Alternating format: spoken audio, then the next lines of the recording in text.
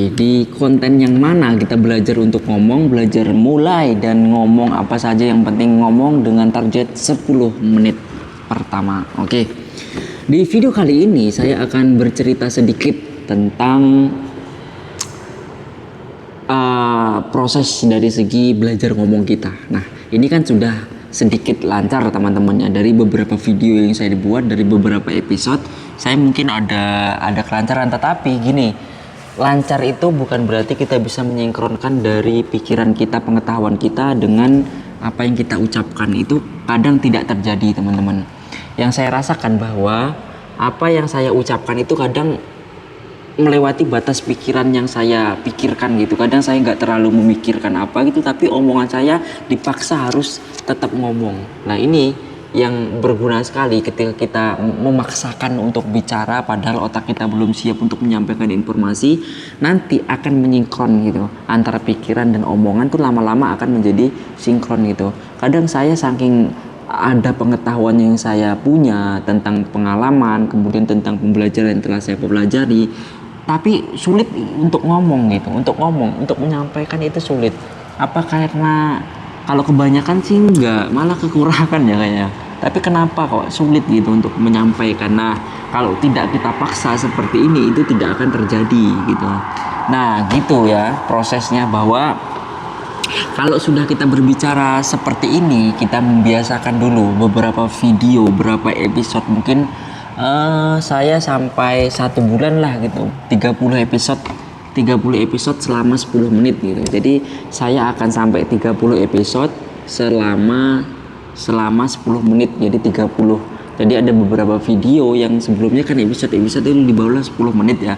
Yang 10 menit ini saya akan buat 30 lah, atau nanti berapa lah, pokoknya minimal 30 episode baru kita naik ke tahap selanjutnya gitu. Jadi ada tahapan-tahapannya. Yang pertama apa teman-teman? Saya ulangi lagi, yang pertama mulai, yang kedua ngomong aja, yang penting ngomong gitu. Untuk durasi nggak usah dipikirkan dulu, yang penting ngomong. Nanti baru kita lihat nih durasi yang kita buat itu berapa menit. Oh, kok nggak netep ini, nggak nentu gini, ada yang 2 menit, 3 menit kata penyampaian kita. Yang ketiga barulah kita mengatur yang namanya durasi. Misalnya kita menetapkan nih 10 menit terus, pokoknya kita bisa 10 menit. Nanti mau naik lagi ke 15 menit, pokoknya kita harus ngomong selama 15 menit. Jadi pokoknya selama 30 episode saya akan membuat 10 menit. Nah, ini teman-teman. Nah, 10 menit nanti kita akan ngomong apa saja. Yang penting kita harus ngomong, membiasakan pembicaraan kita, antara ini mulut kita ini berbicara, ngangap gitu. Jadi tidak hanya diam, kita tidak hanya mengetik, tetapi kita juga berbicara. Bacot nggak apa-apa, kita yang penting ngomong. Untuk apa yang diomongkan itu saya dari awal menjelaskan, tidak dipermasalahkan, yang penting kita ngomong. Nah, teman-teman tahu kan ini sudah berapa menit? 3 menit lebih, hampir 4 menit. Padahal kita kan baru saja ngomong, tapi kita nggak berdiam gitu, kita tetap ngomong. Apapun yang kita ingin omongkan itu ya terserah, yang penting kita harus ngomong. Nah, di video ini kita akan sedikit menjelaskan tentang, ini baru saya mau bicara ya tentang pondok pesantren. Nah, saya mau berbicara sedikit tentang pondok pesantren. Kalau ada yang keliru, ada yang salah, teman-teman mohon dikoreksi ya, karena saya spontanitas ingatnya tentang pondok pesantren dan santri. Nantinya kita akan mungkin di tahap-tahap yang masih jauh lah, nanti kita akan belajar tentang materi-materi yang mungkin lebih spesifik ya, tentang apa itu pondok pesantren. Saya menginginkan seperti itu, tapi untuk pertama ini kan kita hanya belajar ngomong, dan pada saat ini saya memikirkan tentang pondok pesantren dan santri. Nah, pondok pesantren itu kan tempat di mana orang-orang atau anak-anak itu menuntut ilmu, belajar, dan mereka tinggal di pondok pesantren gitu. Jadi yang namanya pondok pesantren itu ada pondoknya, ada asramanya gitu. Ada juga sih pondok pesantren yang tidak mempunyai asrama, mereka PP gitu. Seperti sekarang lah sekolah-sekolah modern yang tidak terlalu modern ya. Kalau modern kan seperti Gontor dan lain-lain, itu kan ada asramanya gitu. Apalagi kalau pondok-pondok salafi itu mempunyai beberapa santri, bukan beberapa sih, ribuan santri, dan mereka netap. Kayak pondok Lirboyo, pondok Al-Falah Ploso, Al-Falah Temboro, kemudian Nur Quran dan sebagainya. Nah, ini pondok-pondok yang mempunyai ribuan santri yang dimana santrinya itu menetap di pondok pesantren. Nah, pondok pesantren itu adalah tempat mereka belajar, mendidik seperti halnya bengkel ya. Seperti halnya bengkel yang akan membuat mereka belajar, yang akan membuat mereka mengerti tentang arti kehidupan untuk mengubah moral dan etika santri gitu. Jadi yang aslinya anak-anak itu dari kehidupannya itu sudah ya di ambang batas lah kenakalannya gitu. Kemudian dari orang tua dimasukkan ke pondok pesantren. Nah, ini salahnya. Kenapa ya pondok pesantren itu dianggap baik gitu? Ini yang keliru ya. Pondok pesantren, kalau pondok pesantrennya ya maksudnya santri-santrinya.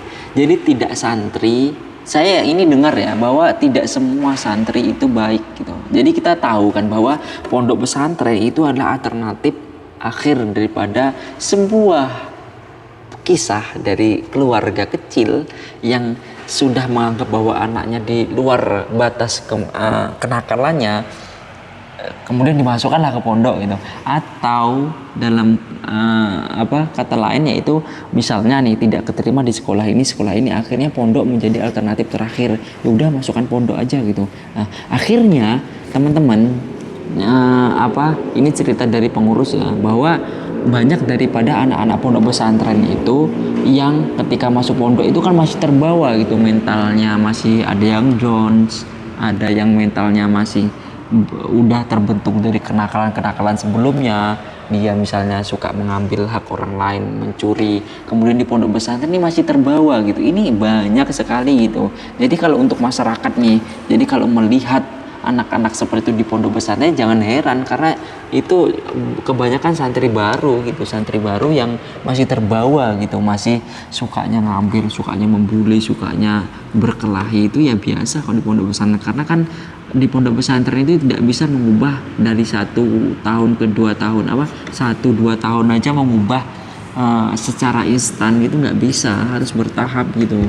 Nah, ya minimal ya ada yang 2 tahun, 3 tahun, itu 5 tahun, ada yang 7 tahun itu baru terbentuk gitu, baru kalem, kemudian baru tahu hukum, tahu menghormati orang lain, tahu caranya dalam kehidupan bersosial seperti apa, unggah-ungguh, menghormati orang tua, berbahasa yang baik, itu baru mereka rasakan ketika sudah lama di pondok pesantren. Tapi anak-anak yang enggak, dia cuma butuhnya belajar aja, tapi dari segi psikologinya, dari segi pengetahuan, dari segi mental, akhlaknya itu masih diri sebelumnya. Iya, akhirnya saya membahas tentang pondok pesantren ya, walaupun hanya sekedar ngomong ya teman-teman. Oke, nggak apa-apa. Nah, kita lanjut ya. Yang penting kan kita ngomong, oke. Nah, itu santri yang ada di pondok pesantren. Maka untuk masyarakat jangan heran kalau ada seperti itu. Tugasnya dari santri itu adalah belajar. Tapi di pondok pesantren itu ada juga yang menurut saya, pengetahuan saya itu ada beberapa yang mungkin yang jauh dari santri itu banyak gitu. Jadi dibiarkan saja, dibiarkan, cuman ketika waktunya belajar ngaji, tapi setelah itu ya bebas itu mau ngapain gitu. Ya ada sebagian seperti itu, tapi ada yang benar-benar ya backupan daripada pengurusnya, backupan dari kiainya, selalu memantau santrinya apa yang dia perbuat sehingga tahu apa yang harus dibenahi. Ini ada. Nah, ini tidak jarang ketika yang saya lihat itu biasanya pondok-pondok yang kecil, yang sedikit santrinya itu lebih tertata dan lebih bisa langsung diasuh dan dipelajari oleh kiainya, oleh ustadznya. Tapi kalau udah pondok-pondok besar ya, ini sebagian aja, itu jauh daripada kiai-kiai. Jauh dalam arti yang nggak selalu diawasi terus, yang mengawasi sudah ustadz muda yang sudah mengawasi itu pengurus-pengurusnya itu. Jadi setiap hari kita yang membangunkan, kita yang mengajak ngaji itu dari pengurusnya. Tapi kalau pondok-pondok kecil yang itu masih diasuhi kiainya, itu biasanya kiainya langsung. Ini kalau misalnya subuhan yang bangunkan kiainya, yang ngajak ngaji kiainya dan sebagainya.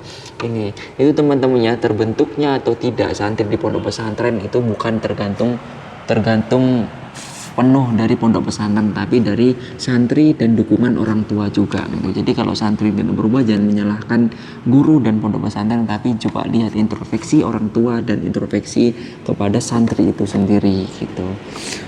Sudah 10 menit. Kita nanti akan sambung lagi pembicaraan kita tentang pondok pesantren. Ini sekedar pengetahuan saya. Maaf kalau ada kesalahan karena saya hanya sekedar ngomong dan tadi spontanitas saya memikirkan tentang pondok pesantren yang sudah diceritakan oleh teman-teman saya. Terima kasih. Selamat beraktivitas. Salam sehat.